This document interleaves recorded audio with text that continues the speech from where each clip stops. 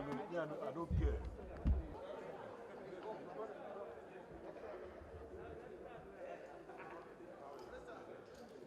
Our counsels and actions so that we may always walk in the path of justice.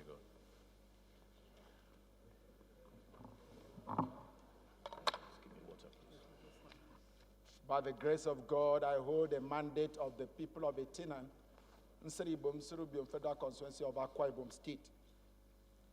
Mr. Speaker, as a member of these hallowed chambers, representing the interests of my constituency, I'm entitled to certain privileges. And one of those privileges is for me to be represented in the right light, in the right proportion, in the matters that I deal with, in consonance, in collaboration with my colleague in these hallowed chambers. Mr. Speaker, yesterday, as an active participant in the activities of this Honorable House, yesterday, I joined my colleagues to unanimously vote in support of a motion raised by the minority leader of this House, Honorable Ndudu Elumelu, calling on investigation, Mr. Speaker, to the activities of the Correctional Center and to ensure better welfare and then better living and working conditions for the staff of that center. And the House unanimously took a decision based on that motion. There was no dissenting voice. And it was not a decision of, Mr. Speaker, it was not a decision of a particular member. It was a decision of the entire House based on the motion by the minority leader. And so, Mr. Speaker, my attention this morning was drawn to a misleading publication in a section of the media wherein certain interests sought to play an unrelated, parochial, and distracting regional politics with the motion passed by the House on Wednesday, February the 16th, 2022, to investigate the sorry state of our nation's correctional service. This House is embarrassed, and personally, by this attempt to portray and reduce the motion sponsored by the minority leader, Right Honorable Ndudu Elumelu, of which I'm a member of that caucus, and that motion represents the views that we all agreed here as a House, which was dispassionately debated by members and passed by the whole House, to a political fight designed by the Speaker of the House of Representatives, Femi Gbajabiamila, against the Minister of Interior. It must be on record that the unprejudiced motion, which clearly seeks a system-wide and impersonalized investigation into the deplorable state of inmates and the unwholesome working condition of workers and men of the Nigerian Correctional Service, despite the huge budgetary allocations, was initiated and sponsored by the minority leader. And it has to be stated here clearly, for emphasis, not the Speaker of the House of Representatives.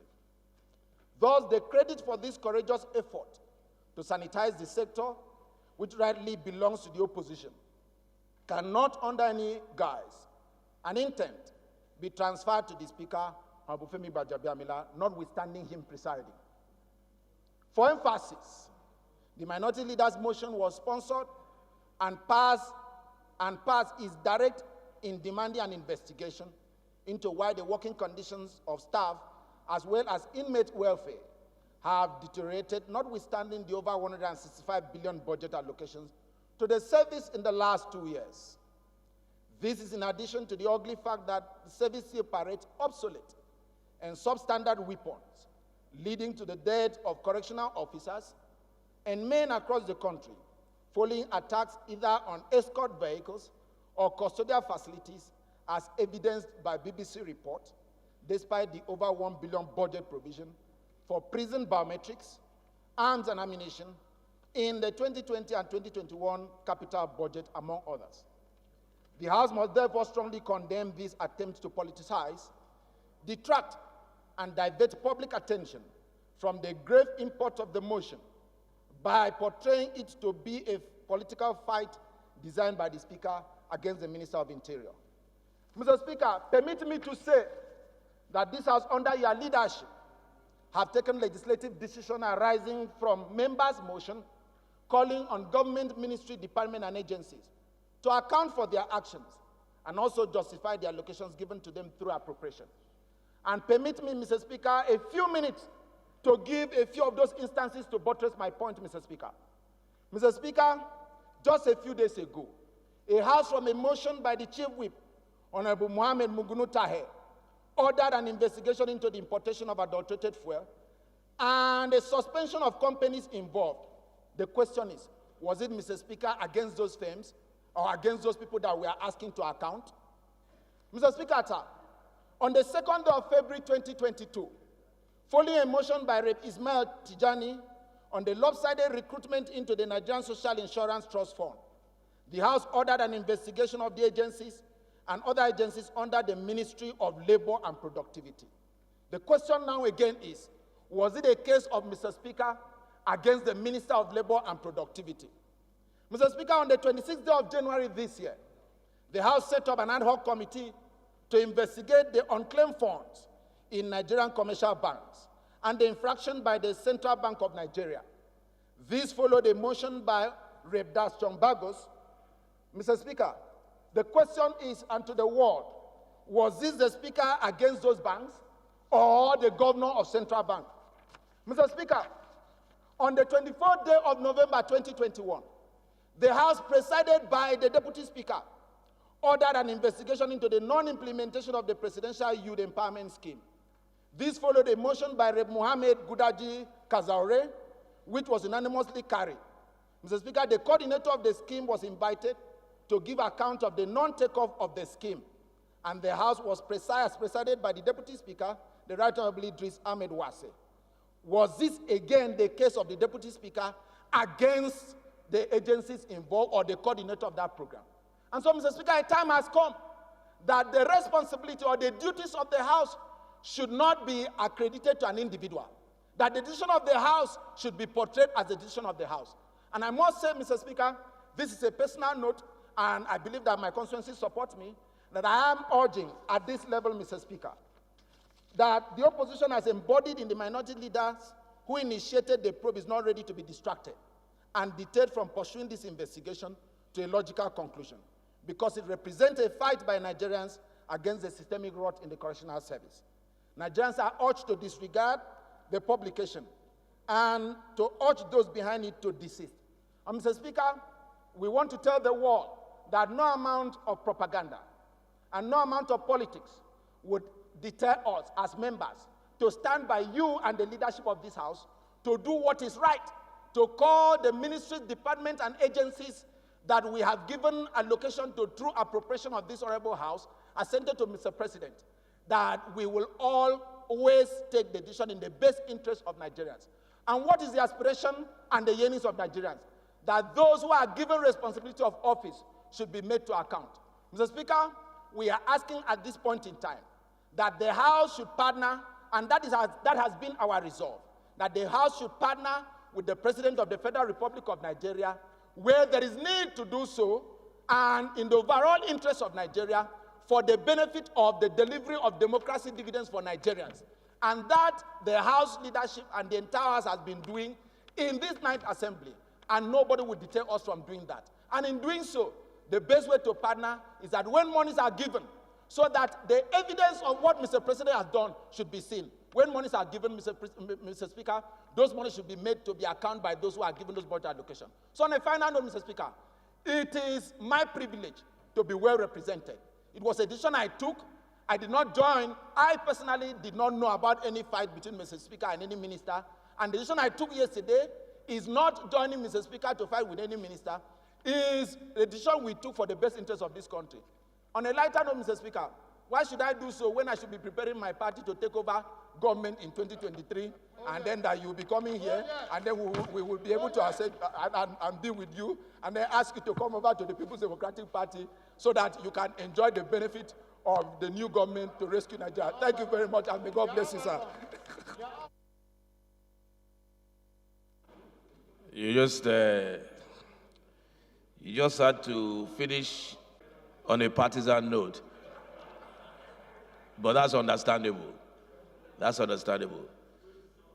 Yes, Honorable Luke, just like you and everybody else, we all read about the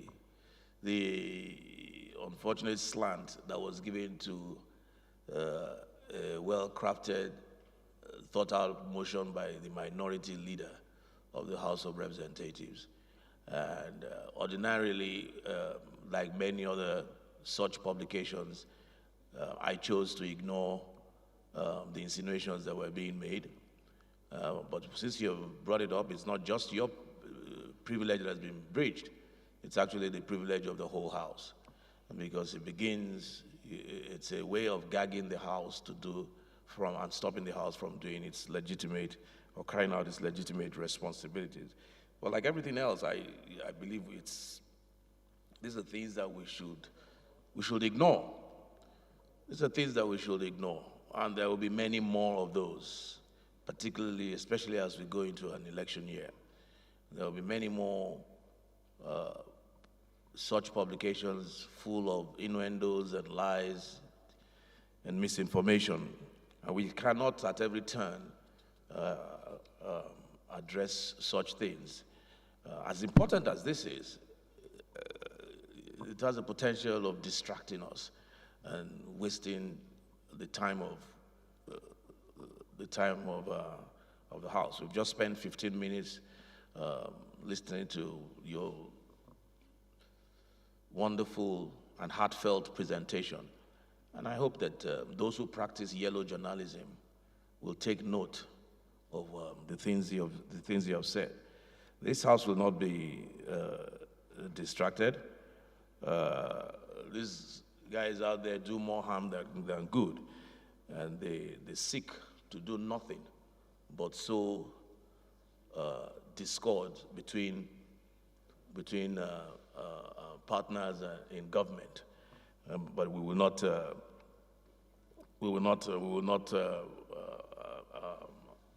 bow to such. Like you rightly said, this House has we've brought up motions, and the records are there, that even affect personal friends of mine and personal friends of other people here on the floor.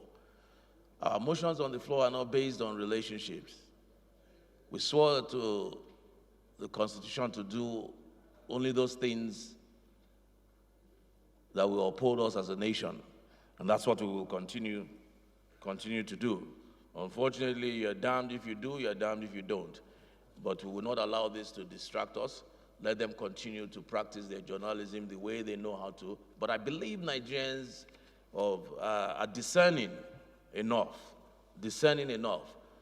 to be able to shift, to be able to separate truth from what we now know as fake news. So thank you very much, Honorable. Center of the northern part of the country, Kano. Mr. Speaker, I rise not only to add my voice to the very beautiful presentations made by Right Honorable Luke. Mr. Speaker, I rise to reinstate. Mr. Speaker, I rise to identify and consolidate the remarks you made following his personal explanation.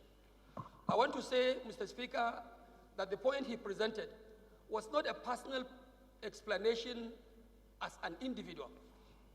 I think the point he raised here and the comment he also made must have to be seen from the perspective of the institutional existence of the House of Representatives.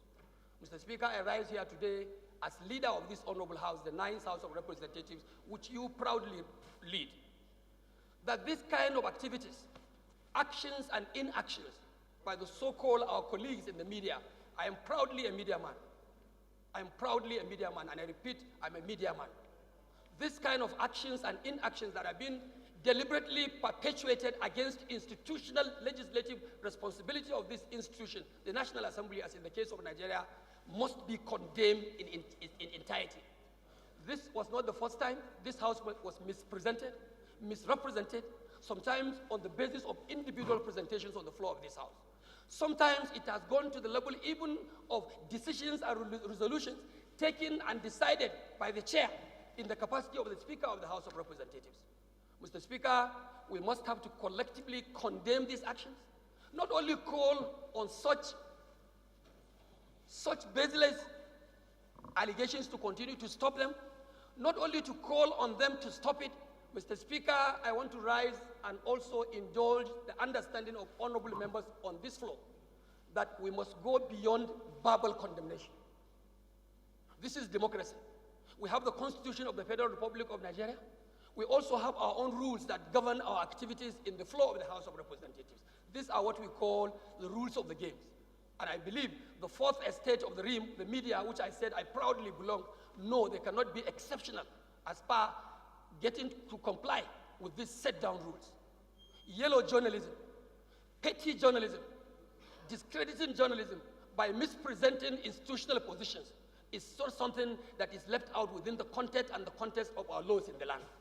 I want to say and urge my honorable members that we must find time and look at some of these inactions, come up with some frameworks, and look inward into the Constitution and even into the rules governing our own conduct in the House, which of course the media cannot be exceptional, and see how we can take necessary steps to really take punitive measures, to really take measures that will stop them from continuing to be doing this thing, because at the end it will create a lot of problems. Sometimes this misrepresentation can lead to a lot of catastrophe.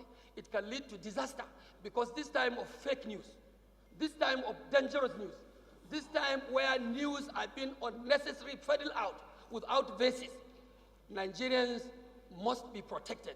And the only institution that can protect Nigerians from this fake and very dangerous and catastrophic news is this institution, where we stand and serve as custodians of the laws of the Federation.